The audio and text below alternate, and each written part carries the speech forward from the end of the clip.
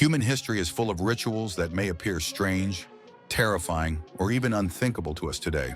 Across centuries, cultures have created ceremonies that tested the limits of the human body and spirit, demanding sacrifice and loyalty to gods, rulers, or communities. Among the most disturbing of these traditions are rituals that involve fire. Fire has always held a powerful place in the human imagination. It is the giver of warmth and protection, but it is also the destroyer, the devourer that reduces everything to ash. For many ancient societies, stepping into fire was not an act of madness, but an act of faith, courage, or compulsion. Some people believed that walking into fire would purify their souls. Others believed that it would prove loyalty to gods or kings. And in some chilling cases, entire groups of people walked willingly into flames because their culture demanded it.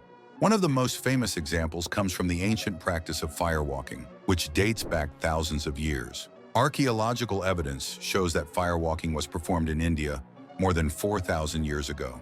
Participants would walk barefoot across burning embers in front of large crowds. To outsiders, this may look like torture, but for those who took part, it was an act of spiritual devotion. Walking across fire was seen as proof of purity and faith. It demonstrated that the gods protected the believer. In some Hindu traditions, entire villages would participate, with hundreds of people walking across flames during annual festivals. Those who refused were often shamed or seen as lacking in devotion. In this way, what began as voluntary became something close to compulsory. If your entire community believed that walking on fire was necessary, you felt immense pressure to step forward, even if your instincts screamed for you to stop. But firewalking was not always limited to short distances across embers. In certain ancient rituals, people were commanded to step fully into fire pits, allowing flames to rise around them. In Vedic traditions, fire was sacred, symbolizing the god Agni, the messenger between humans and the divine. Sacrifice by fire was seen as the highest form of devotion. Some records suggest that individuals would leap into ceremonial pyres, offering their lives as ultimate gifts to the gods. To them, it was not suicide. It was transcendence. They believed the fire would carry their souls directly to the heavens. Another infamous practice linked to fire is the ritual of sati, which was carried out in parts of India for centuries. In this ritual, a widow was expected to throw herself onto the funeral pyre of her dead husband. The flames that consumed his body would consume hers as well. Some women walked into the fire willingly, believing it was their duty, a way to honor their husband and ensure both of them reached the afterlife together. Others were coerced, pressured by family, community, or social expectation. Thousands of women died in this way, stepping into fire because their culture told them it was the honorable path.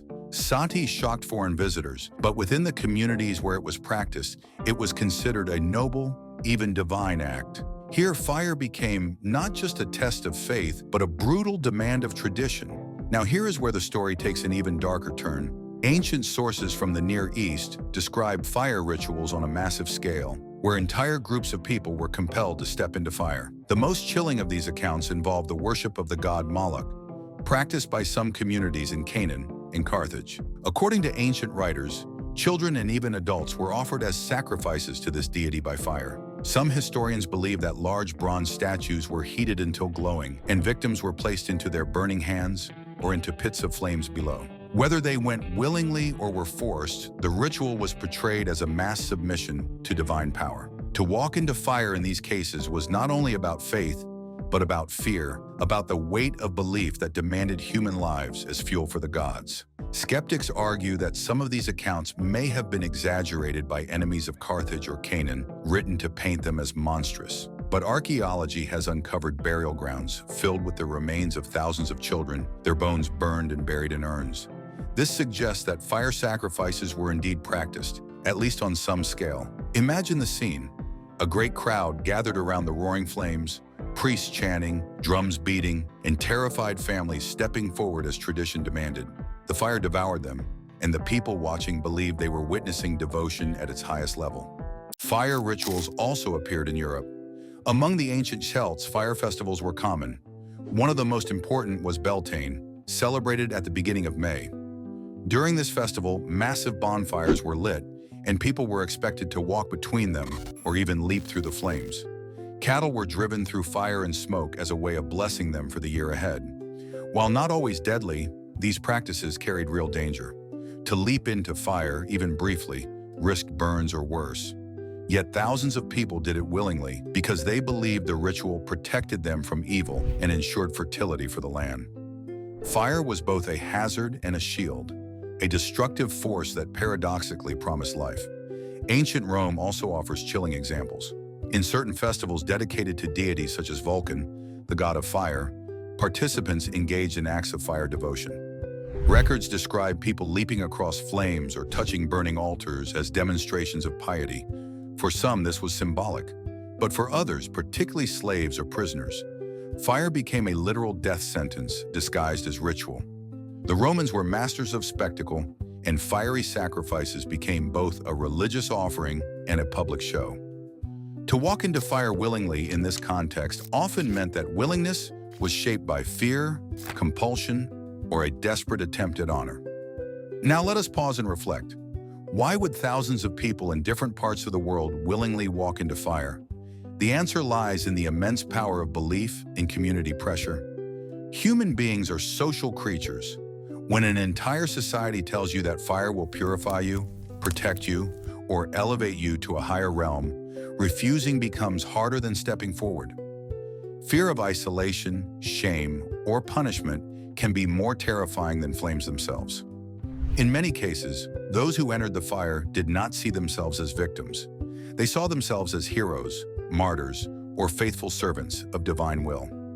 Even in modern times, echoes of these fire rituals survive. In parts of India, Fiji, and Polynesia, fire-walking ceremonies are still performed today. Anthropologists who have studied them note that participants often describe feelings of euphoria and spiritual connection, as if walking across fire makes them part of something larger than themselves. Unlike the ancient rituals that demanded death, today's firewalkers usually emerge unharmed, thanks to scientific principles that explain why short contact with embers does not always burn skin. Yet the symbolism remains. To walk into fire is to demonstrate courage, faith, and belonging. But in the ancient world where science was not understood and fear of gods was immense, walking into fire was something far more serious. It was a life and death ritual. Entire communities were bound by it. To resist was to risk exile or condemnation. To submit was to risk death but gain honor. In that balance, thousands chose the flames. Let us imagine for a moment the atmosphere of one of these rituals. The sun sets, darkness falls, and the air fills with the smell of smoke. Fires roar higher than houses, casting red light across faces filled with both awe and terror. Priests chant, drums beat, and the crowd presses forward. One by one, men, women, or even children step into the flames. Some scream, some remain silent, some believe that in the fire they see visions of gods waiting for them. The crowd believes as well. The ritual is complete, the sacrifice is accepted, and the cycle continues year after year, generation after generation. These stories of ancient fire rituals remind us that human beings have always been willing to endure incredible pain for the sake of belief. Whether it was walking across embers in India, leaping through Beltane fires in Celtic lands, or stepping into the burning arms of Malak in Carthage, thousands of people did not hesitate when their culture demanded it. Fire was the ultimate test of devotion, the barrier between the ordinary and the divine. In the end, these rituals reveal something timeless about humanity. We are willing to face destruction if we believe it gives us meaning. We are willing to walk into fire if we believe it connects us to gods, protects our families, or proves our courage. To us today, such acts may seem unthinkable, but for those who lived in those worlds, fire was not only death, it was transcendence. So the next time you see a fire, flickering in a hearth or roaring in a festival bonfire, remember that for thousands of years, fire was more than light and warmth. It was the pathway between humans and the divine, and thousands walked willingly into it, leaving behind stories that still burn in our imagination.